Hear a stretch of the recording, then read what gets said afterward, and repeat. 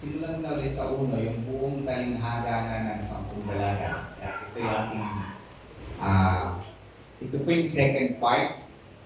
So we will focus on verse 6 onward, pero papasahin mo mula mula verse 1 hanggang sa katapusan ng talinhaga. Ganito po ang sinasabi. Matthew 25 verse 1 to 5. Ang kaharian ng langit ay may tutulad dito. May 10 dalagang lumabas upang sumalubong sa lalaking kakasal. Bawat isa ay may dalang ilawan. Ang 5 sa kanila ay hangal at ang 5 naman ay matatalino. Ang mga hangal ay nagdala ng kanilang mga ilawan, ngunit hindi nagbaho ng langis. Ang matatalino naman ay nagbaho ng langis, bukod pa sa nasa kanilang mga ilawan. Verse 5, naantala ang pagdating ng lalaking kakasal, kaya pinantok at nakatulog sila sa paghihintay. 6 hanggang pababa, pwede na matapos. Verse 6, ngunit ng hating gabi na ay may sumigaw, narito ang lalaking kakasal, lumabas na kayo upang salubungin siya. Agad bumangon ang 10 dalaga at inayos ang kanilang ilawan. Sinabi ng mga hangal sa matatalino, bigyan naman ninyo kami kahit konting langis, aandap-andap na ang aming mga ilawan. Baka hindi ito magkasya sa ating lahat. Mabuti pa'y pumunta muna kayo sa tindahan at bumili na para sa inyo. Tuloy naman ang matatalino. Kaya lumakad ang 5 dalagang iyon upang bumili ng langis. Habang wala sila, dumating ang lalaking kakasal. Ang 5 nakahanda ay kasama niya pumasok sa kasalan at sinalang pinto. Pagkatapos, dumating naman ang iba pang dalaga. Panginoon, papasukin po ninyo kami. Pakiusap nila. Ngunit tumugon siya, sino ba kayo? Hindi ko kayo kilala. Pagkatapos nito ay sinabi ni Jesus, kaya magbantay kayo sapagkat hindi ninyo alam ang oras o ang araw o ang oras man.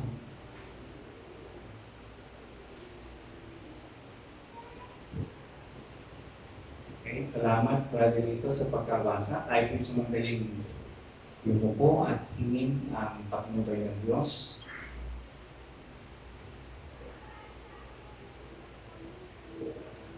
Panginoon aming Ama, muli po kaming nagpapakumbaba sa iyong harapan.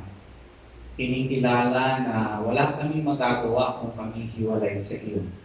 Kaya o Diyos, sa pagsama ng iyong Santong Espiritu, hayaan mo lamang na ang iyong salita ay mahayag sa aming kalagitnaan at makita namin ang kahalagahan na habang hinihintay namin ang iyong muling pagbabalik, O Diyos, kami masumpungan na walang kapintasan, naghihintay sa iyo at patuloy lamang, Panginoon, sumusunod sa iyong kalooban.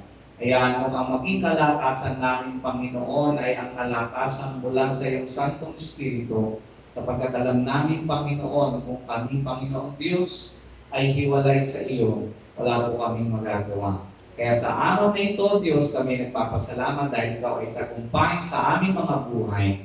Sa iyong papurihan, ang pasasalamat, sa pangalan ng Ama, ng Anak at ng Espiritu Santo. Amen. Amen. Amen. Papaampo natin sa madalang pagbawan.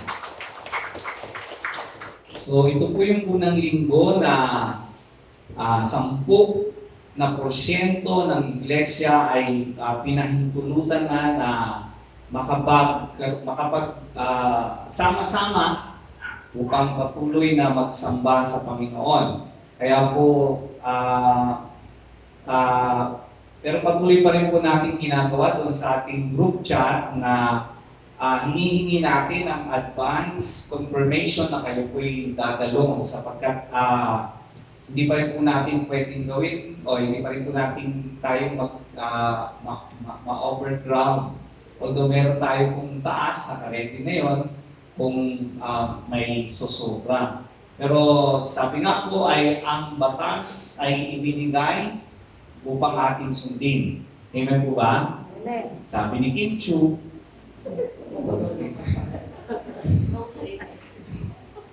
so kahit sa classroom may batas.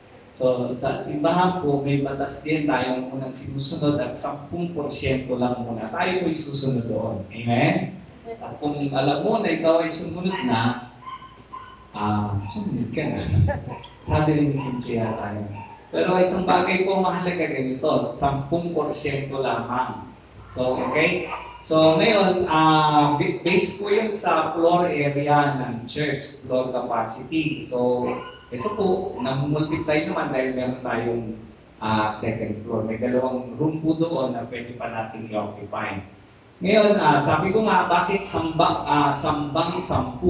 Kasi supposedly, ideally, 10 rito, 10 doon sa taas. Pero hanggang tayo naman po nakapag-social distancing dito at hindi pa tayo po lumalagpas sa 10% capacity, okay lang po yan.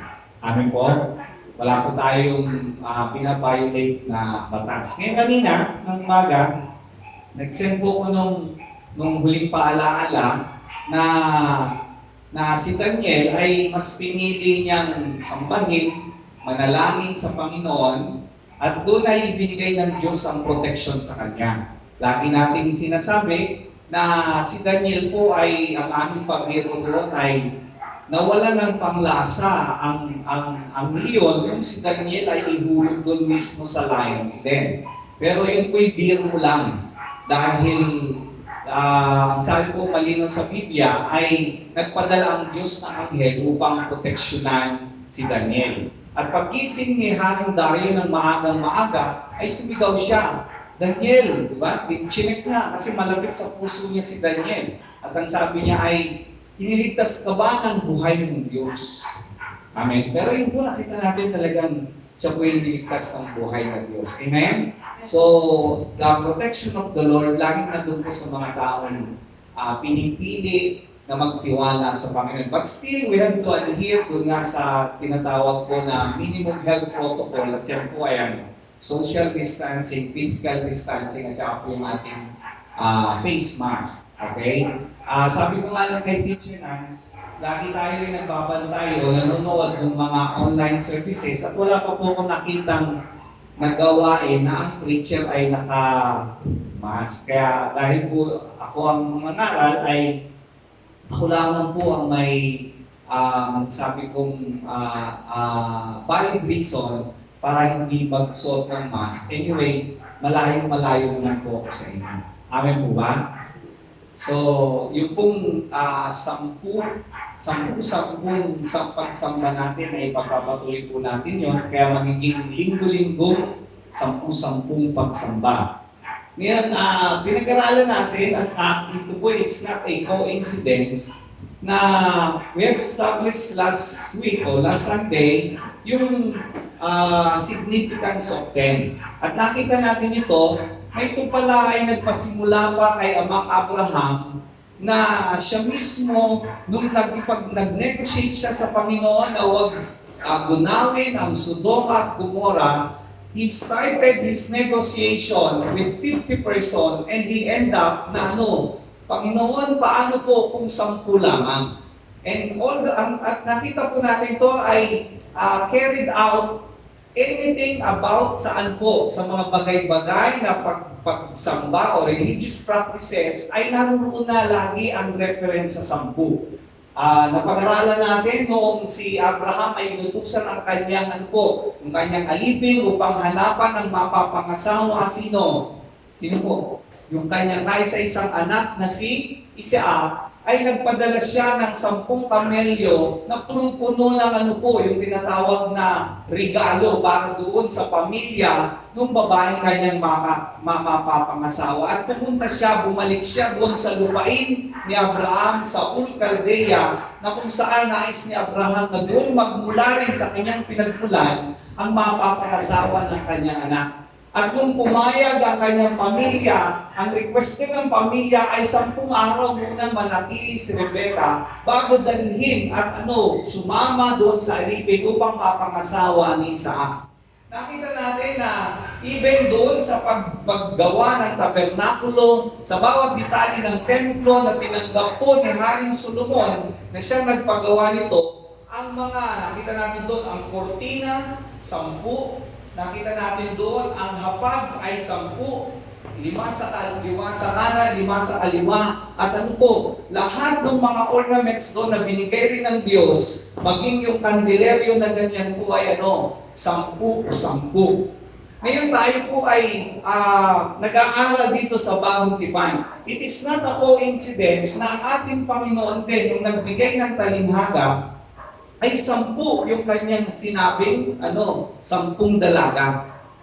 Hindi rin coincidence na nung siya ay nagpagaling, ang sabi doon ay may 10 kitongin. At doon sa 10 kitongin na yun, ay isa pa doon ay isang dayuhan, hindi Israelita, pero siya lamang ang bumalik upang magpasalamat. Kaya po may nagpapasalamat ngayong umaga dahil hindi isang Kristiyano ang pumunta upang magpasalamat, kung hindi 10 tayo na naririto ngayon. Palakpakan niyo nga po sumandali ang Panginoon. Huwag mo po ang pinagbabawal lamang ay kamayan, pero pwede pa rin gamitin ang kamay upang magpalakpakan. Amen?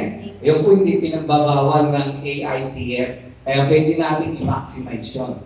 Ngayon, again, ano ba yung mga biblical reference natin makikita na truly it will point out na in all Jewish religious practices, very significant po yung 10.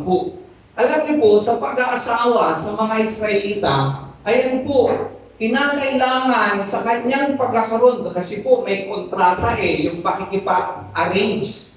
Alam niyo po ba, kakailanganin din niya ng 10 saksi tungkol doon sa para ma-arrange yung kasalan. Basahin niyo na lang po, Ruth chapter 4 verse 2. Ito po yung si Boaz ay kanyang papakasalan sino?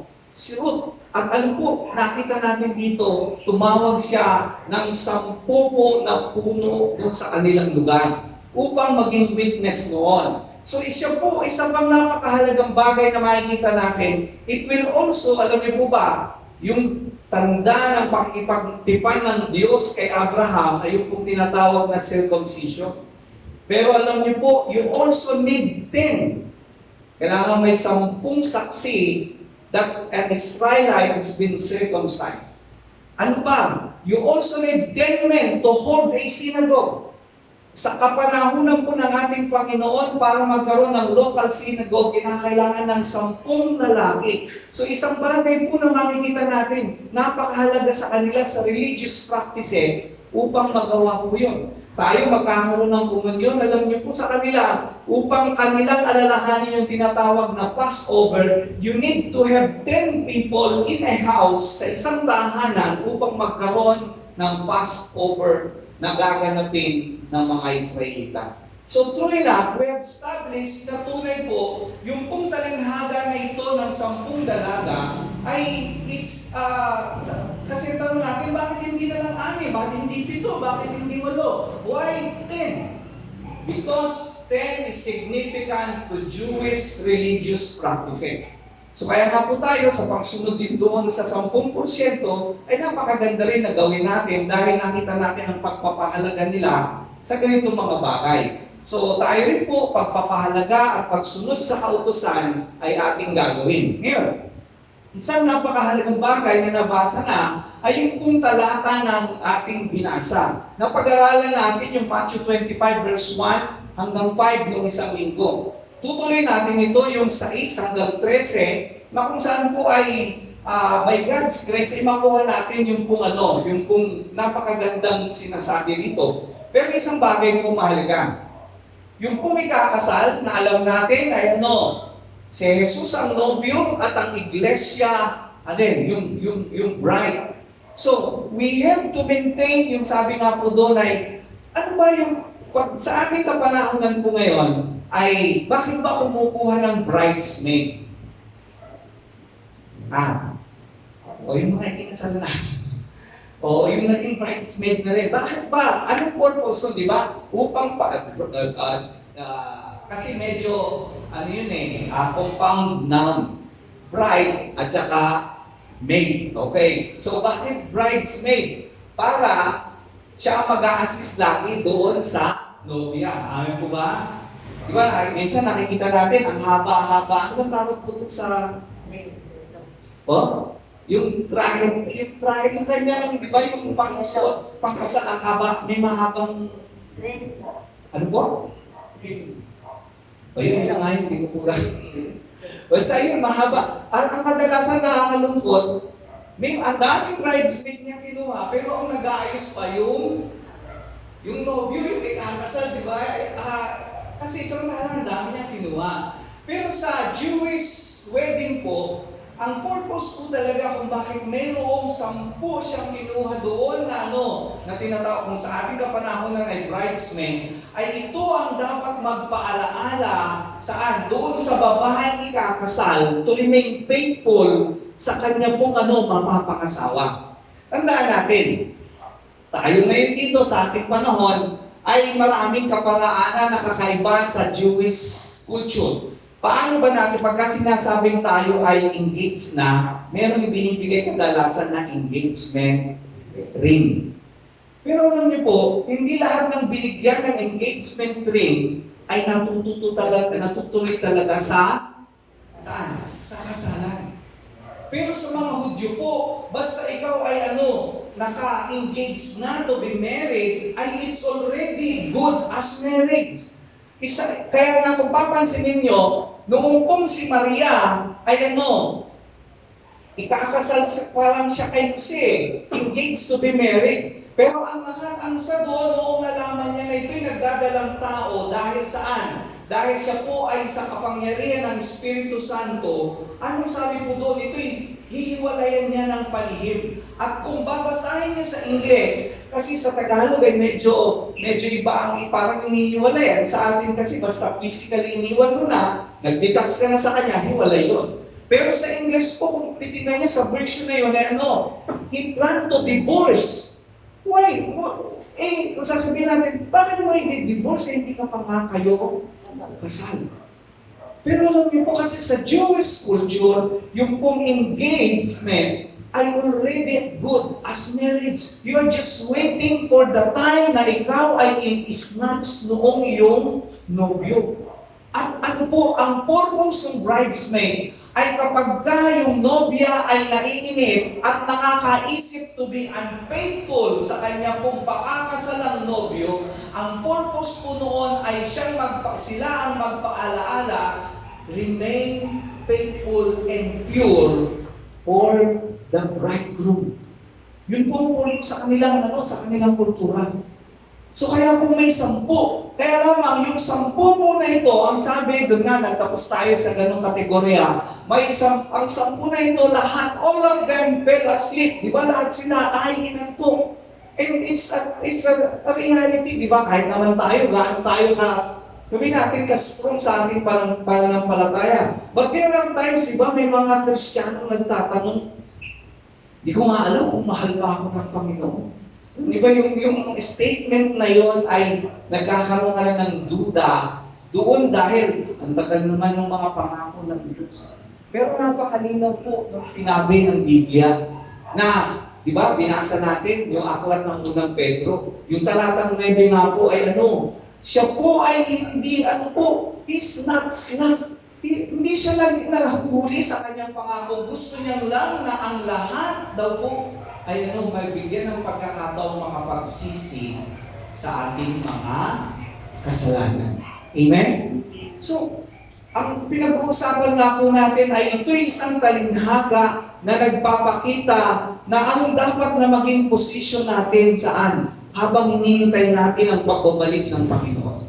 Pero isang bagay po na we need to accept. Ito pong 10 dalaga, all of them fell asleep. Hindi po, pag minsan nasabihin natin, dapat, pag ikaw ganito na, pag ikaw mature Christian na, hindi ka na dapat magkakaroon ng... But even doon sa ibinigay ng ating Panginoon, yung pong 10 dalaga, all of them fell asleep. Subalit ang mahalaga po doon ay habang pinag-aaralan at nagpo-progress yung ating pong yung pong talinhaga, nagkaroon ng 2 kategorya. 5 ay hangal, 5 ay matalino.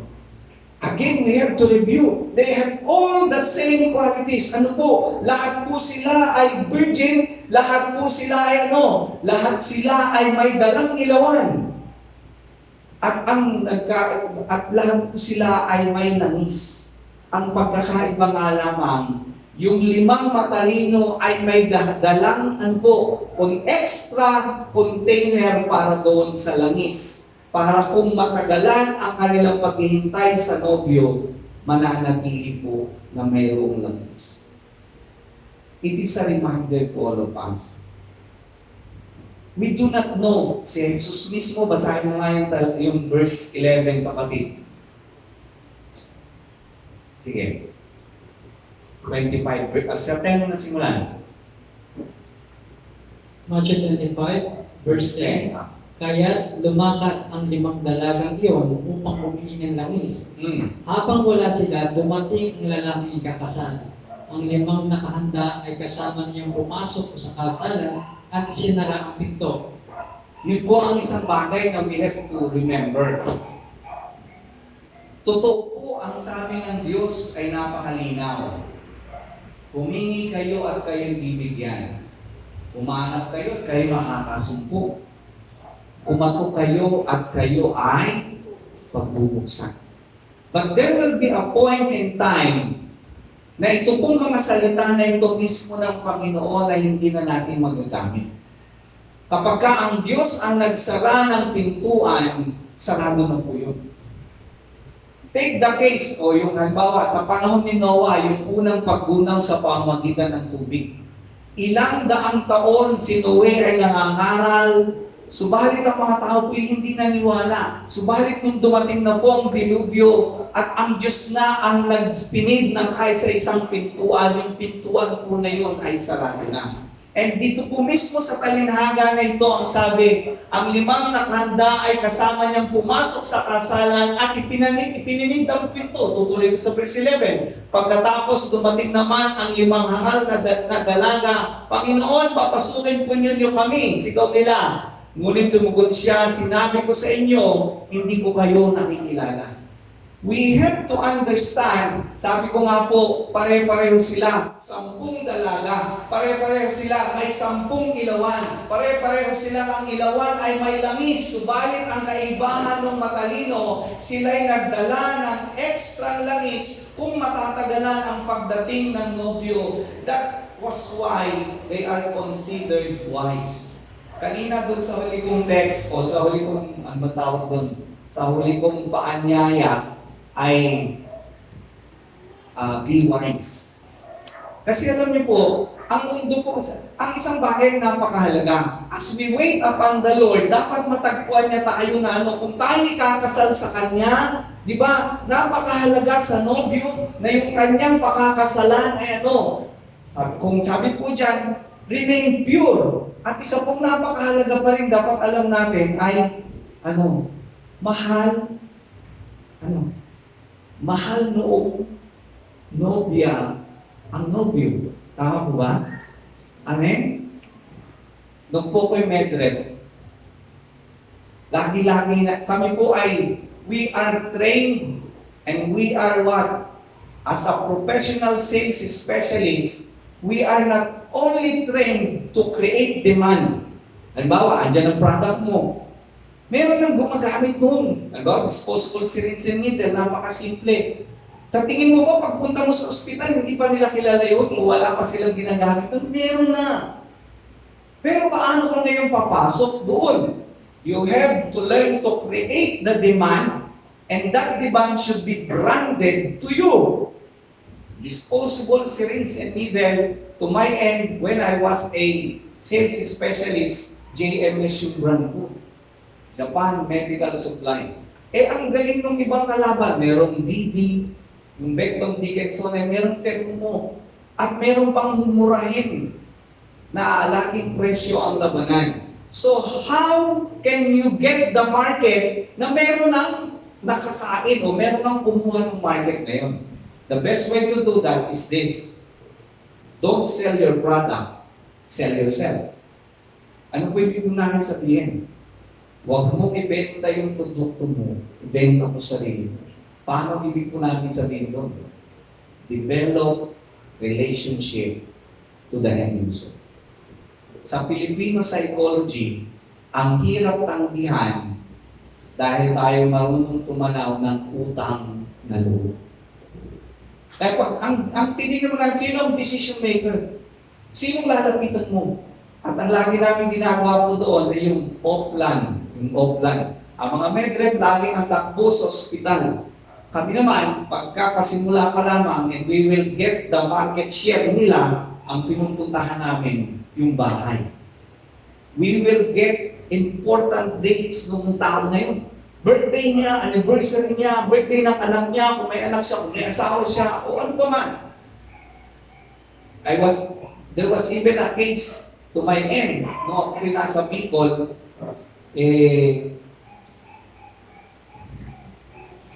pati yung mistress, pinupunta namin. At yung mistress na yun, ang taga-bulong kay gobernador. Durin mo yun. Paano niya tatanggihan ang bulong ng mistress? Ibang bulong yun. So, ang hindi namin ginawa sa gobernador, ang ginawa namin, yung mistress at yung mistress ang taga-bulong. At ang binubulong niya, usapan. So, ano ba ibig sabihin? We develop relationship. At yung relationship na yun, napakasimple lang. Pagka-establish na, ang dali mo lang sabihin, hindi ka na magbebenta, ang gagawin mo na lang, manglalambing ka na lang. Ma'am, ang dami namang gauges dito. Sa akin na lang po yung isang gauge. O, halimbawa, 5 yung gauges. E di doon ka sa gauge na pinakamabilis, yung gauge 23. Ma'am, sa kanila na lang dyan. Kasi alam ko mga kaibigan mo rin yan. Yung sa akin lang ma'am, isang gauge lang. Paano mo yung pinakapasok mo yung gauge 23? Okay? Pag nakapasok ka na sa isang gauge, tuloy-tuloy na yun. Huwag mo nang i-pressure yung naging kaibigan mo. Punta ka na doon sa tinatawag namin supply officer at yun naman ang ibig mo. At pagka sabi mo naman, ibang drama naman doon. Sabi mo na, Sir, Mr. Supply Officer, yung sa akin dyan, gauge 23 lang. Baka pwede mong dagdagan. Ibang relationship din yun. There are times, pag tinignan mo, parang impossible to do it. Pero isang bagay pong napakahalaga. Ang napakahirap tanggihan ay yung may mga taong nagpakita ng pagmamahal sa iyo. Kami pumupunta sa kanila kaya ilang birthday. Ang isang napakahalaga sa amin, pag natunugan namin, may namatay sa kanya na mahal na sa buhay. Sinong medrep ang makikita ang nakikipaglaman? Kami po yun. At pag, ang ginagawa nyo rito? Hindi ka na makakalimutan nun at pagka pumunta ka sa ospital, 20 medrep ang nandyan. Pero ikaw, buhay, hindi ka niya tatawagin, ikaw, James, hindi. First thing ka tatawagin, bakit? Dahil nakakwentuhan mo sa panahon na ikaw ay you will make a difference. Yung kalungkutan niya na yun, nakita ka, nakiramay ka. And that's, ayun ang tanong nila sa laki sa amin. Ano ba sikreto nyo? Bakit ang lakas-lakas yung ganyan? Namumuhunan po kami. We do not buy our customer. We win them. True love. True affection. And that's Filipino psychology. Ang Pilipino marunong tumanaw ng utang na loob. At kapag nakita nilang mahal mo sila, hindi mo lang sila tinatratong customer, tinatrato mo sila bilang tao at pinakikita mo ang pagmamalasakit mo. Yung pong hinahanap natin. At ganoon din po ang ikakasal. Gusto niya sa kanyang pagbabalik, matagpuan niya na yung kanyang pakakasalan, the bridegroom ay nananatiling mahal at faithful siya. Ano po ba? At hindi ka kung sa wala pa naman siya eh. Kaya makikisayaw muna ako sa kanya. Hindi po yun gusto ng nobyo. And the purpose noong 10 dalaga, yung bridesmaid na yun, ay dapat yung ikakasal ay paalalahanan. Remain faithful. Ang naging problema nga, yung 10 magpapaalaala, 10 rin na yung inanto. And that is acceptable. We all do the same. Pero ang mahalaga po, kapag nasumpungan mo, ikaw ay in the slumber, wake up. And when you wake up as a wise person. Make the right choice. At isang napakahalaga pong ating makita, tandaan namin, nung tinanggap natin ang Panginoon, pakibasa mo nga ang Ephesians 1:13, Brother Tagalog. Efeso 1:13.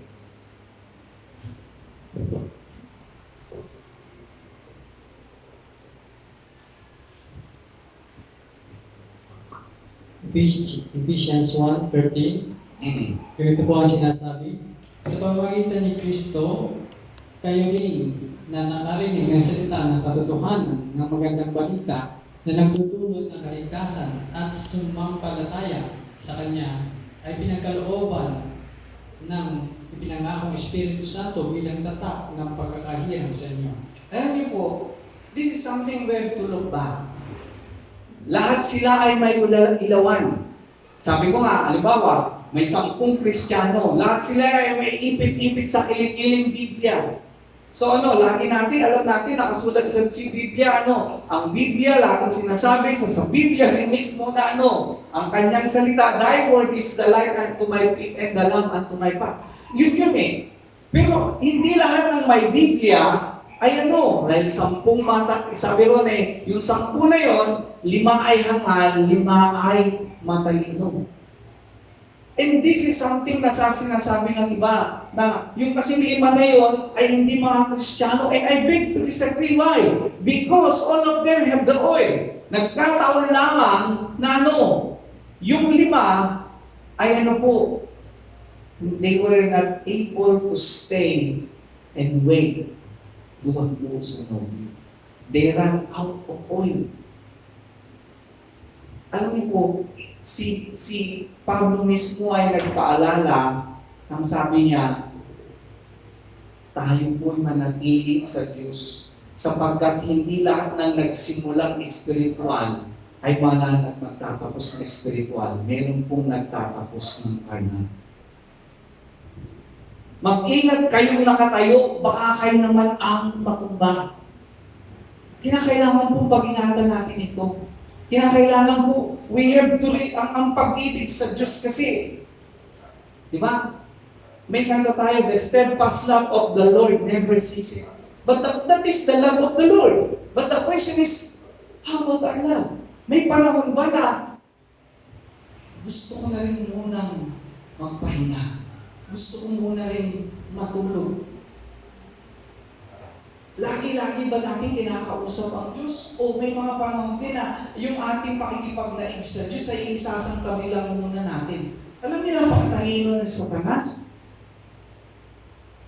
Pagka nga po sa ating mga tahanan, gaano kadalas ang pakikipagnaig natin saan? Sa ating mga gadget kaysa pakikipagnaig sa ating mga mahal sa buhay. Minsan po'y mas mahaba pa ang oras ng isa't isa doon sa social media o maaari natin sa anumang kaparaanan kinukuha ang atensyon. Pero kapag pinag-usapan ang pakikipagnaig sa Diyos, gaano kahaba ang iyong prayer time? O may prayer time ba? Paano kung darating ang Panginoon? Ang isang nobyo ay naghahanap ng kanyang nobyang pakakasalan ay makakatatagpuan niyang upo. Sabi nga, pure. At ang po, nagmamahal sa Kanya. Kumusta yung ating pag-ibig? Dahil ba natagalan na siya, ay may iba na tayong minamahal. Isang tanong po na dapat na ating alamin. Be wise. Kasi pag hindi natin nilalam ito, paano natin po ito mababago? There's nothing wrong to fall asleep because all of them fall asleep. Pero isang mahalaga nung sila po'y nagising, nagkaroon ng kategorya, may 5 hangal, may 5 matalino. Pumasok po nga natin ang asin sarili na ang love natin sa Diyos ay nagkukulang. Wait nga. Dahil alam niyo po, ang pagkukulang ay nagkukulangan. Amen? But you need to accept it. Kaya tanggapin mo, ako'y nagkulang, Panginoon, kaya pupulungan mo ito. But if you will continue to deny and close your eyes to sa iyong pagkukulang, you can never change it. Kaya isang bagay pong napakahalaga. Si Pedro rin po ay yung unang sulat ni Pedro ay meron din tayong babasahin. Simulan mo sa talatang 6 naman. Katulad ng ating Matthew 25, simulan mo sa talatang 6, ang unang Pedro 5.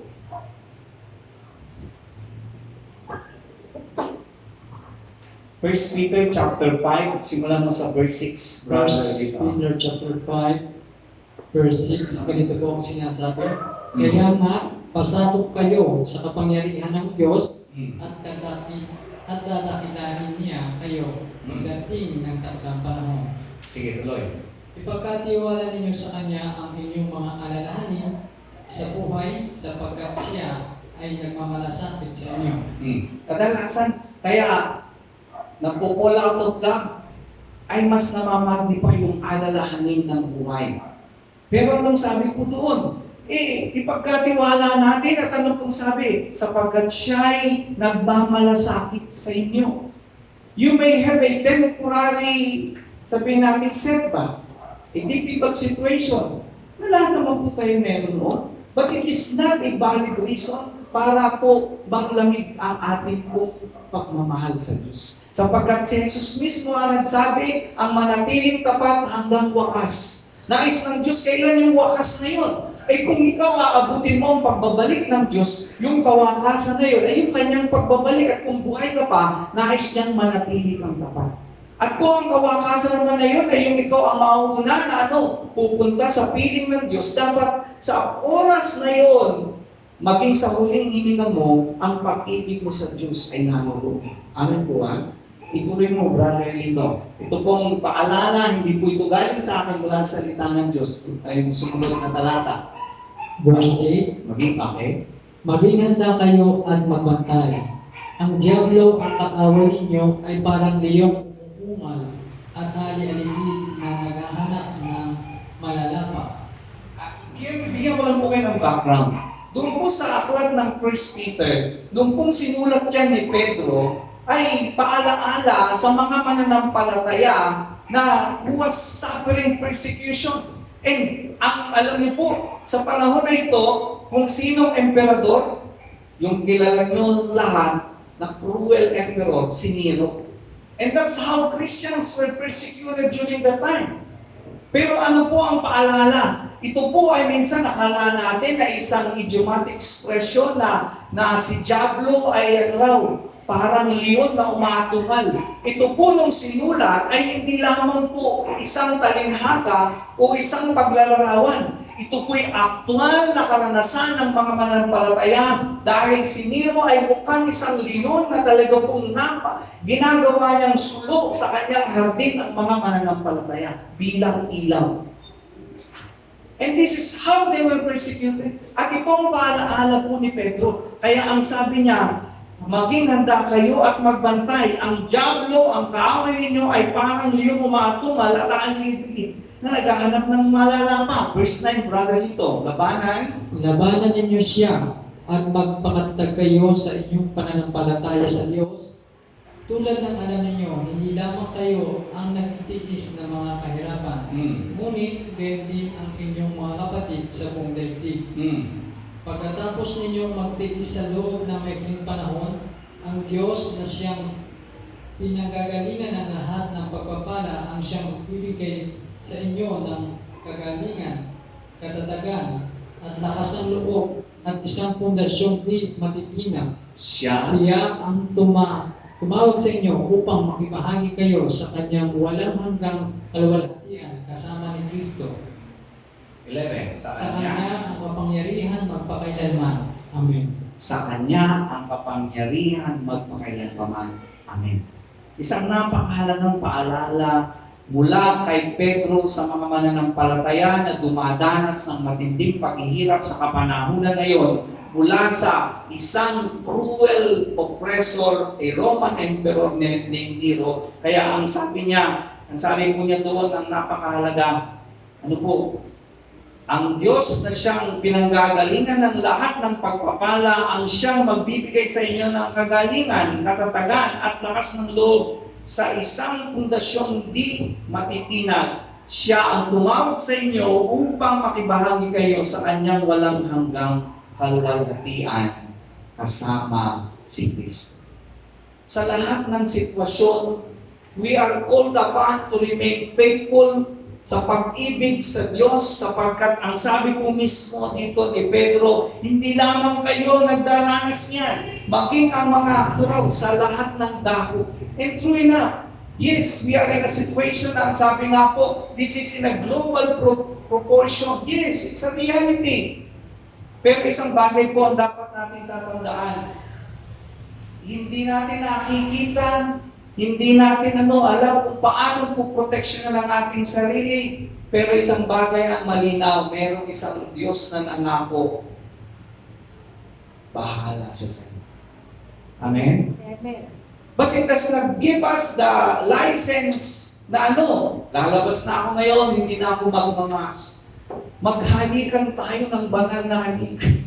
Hindi po. Kinakailangan natin po mag-ingat.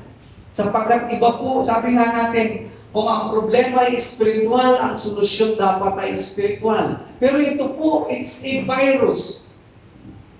Sa Amerika, pinagdidibatihan pa nila kung sila mag-wear ng mask. Kaya, milyon-milyon na infected bago siguro magkaisa po. Alam niyo, minsan yung kalayaan ay yung din mismo nagiging lisensya. Sabi ko nga, dalawa lang yun eh. Maaaring ang mga Amerikano ay absent nung itinuro ng kanilang mga guro ang tungkol sa virus, kaya ayaw nilang maniwala. Pero isang bagay pong malinaw, napakamalayang bansa ng Amerika dahil sa kalayaan, lahat ay nagiging dahilan para sumuway. Pero isang bagay po malinaw, ang salita ng Diyos ang tumawag sa atin, sabi doon, at lakas ng loob na inyong pundasyong di matitinag, siya ang tumawag sa inyo upang makibahagi kayo sa kanyang walang hanggang kalwalhatian kasama si Kristo. We are all created na sa kaduluduluhan ang nais ng Diyos kasama Kanya sa kalwalhatian.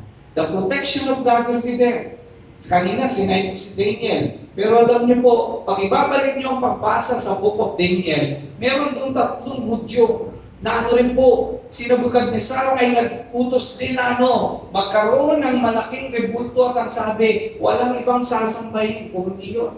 Pero ano po ang desisyon ni Shadrach, Meshach at Abednego, hindi po sila sasamba doon.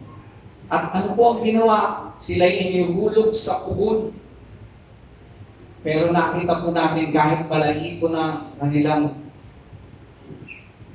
mismong balahibo ay hindi po nasunog.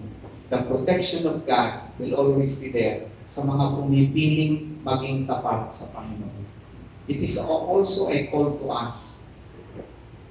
We should be mindful of tinatawag natin health protocol. Sumunod po tayo dahil ang kautusan, ang pamamahala, ang gobyerno po ay binigay para sa atin, sa ating kabutihan. Kung tayo susunod, tayo po ay malalagay sa magandang sitwasyon. But if we will break the law, we will be putting ourselves, saan po? Sabi nga ay, nilang lagi ko narinig kay Brother Joy, balag ng alangan. Si Sister Janet, magandang balag nito eh.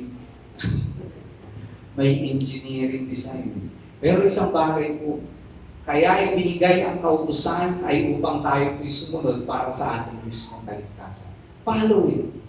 Habang sinusunod po natin yon, ay ipagpatuloy naman natin ang ating katapatan sa Panginoon. We are not created to break the law. Tayo nilikha ng Diyos upang sa kaduluduluhan ay makasama niya sa kanyang kalwalhatian kasama ang Panginoon sa Kristo. So habang hinihintay po natin siya, sumunod po tayo sa mga kautusan.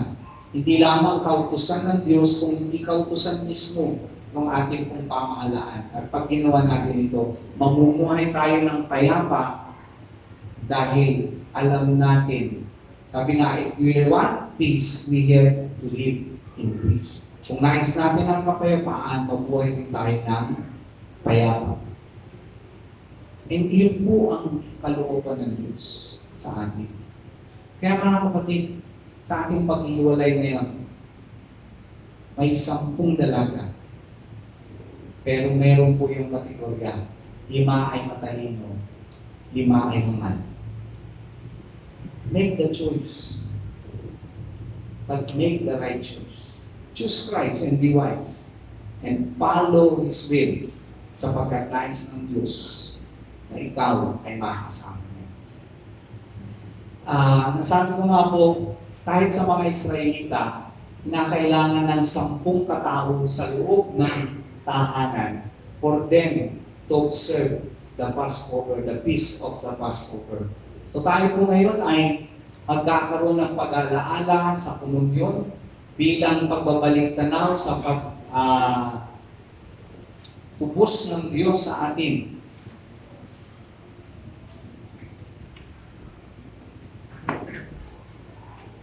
Habang inihanda po yung elements at i-distribute ay aawit tayo sumandali as we get ready. Pagkatapos niyo pong tanggapin ang elements, tayo po ay tumayo.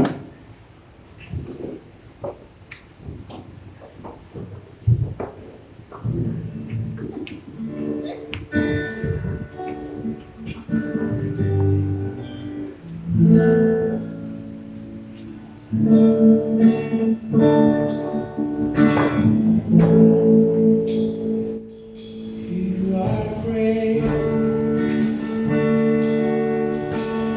We are your children.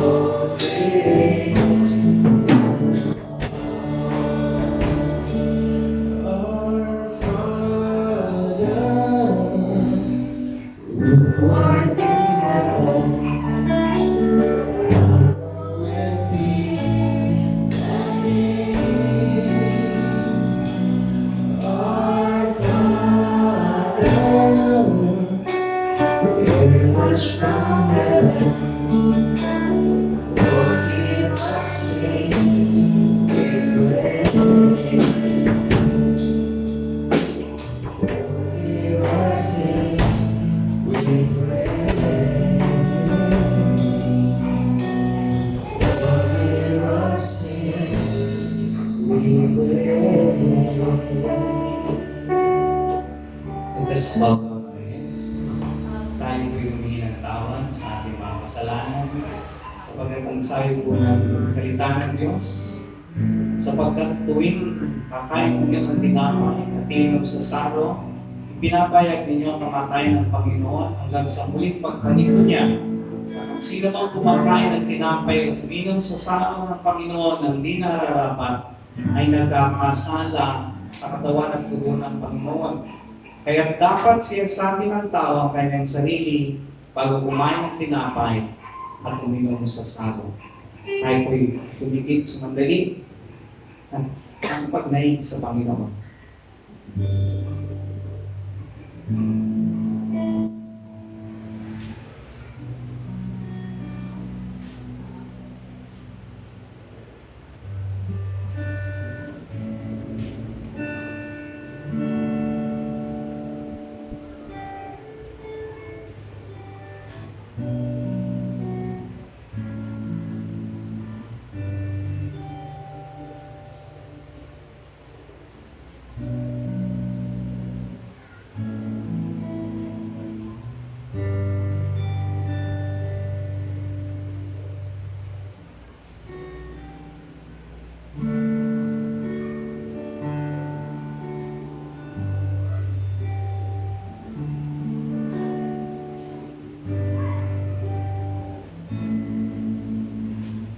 Ating pong itaas ang tinapay.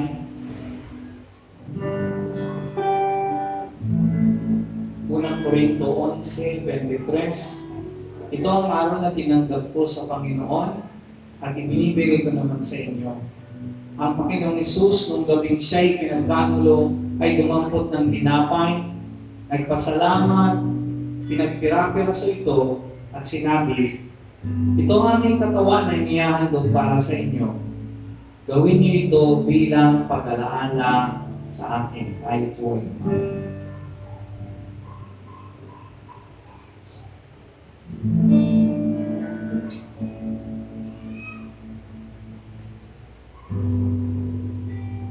taas po natin ang sarong. Gayon din naman, matapos mag-akunan ay hinawakan niya ang sarong at sinabi, ang sarong ito, ang bagong tipan na pinagtitibay ng aking dugo. Tuwing iinumin niyo ito, gawin niyo ito bilang pag-alaala sa akin. Tayo yun.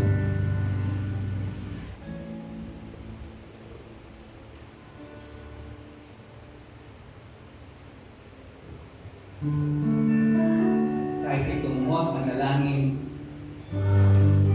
Panginoon naming Diyos, ikaw na tungkol sa amin, sa aming mga kasalanan.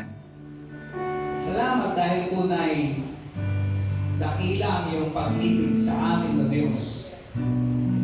At sa aming pag-alaala, O Diyos, sa iyong ginawa sa krus ng Kalbaryo, lalo ito, O Diyos, na magpatibay sa aming Panginoong pag-ibig sa iyo. Dahil tunay ikaw ang unang nagmahal sa amin.